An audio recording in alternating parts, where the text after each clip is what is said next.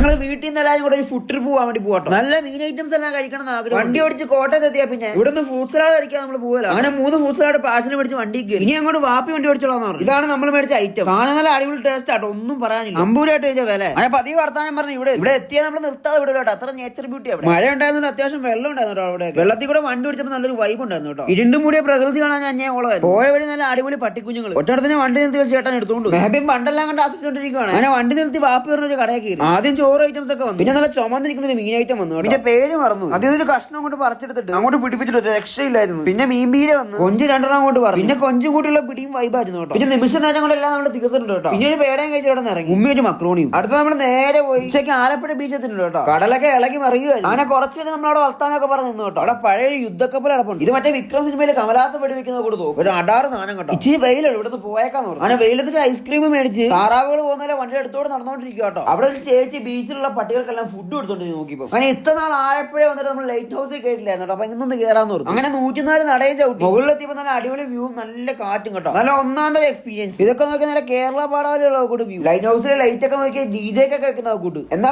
ഞങ്ങൾ പോവാട്ടോ. അപ്പൊ ഓക്കെ ബൈ.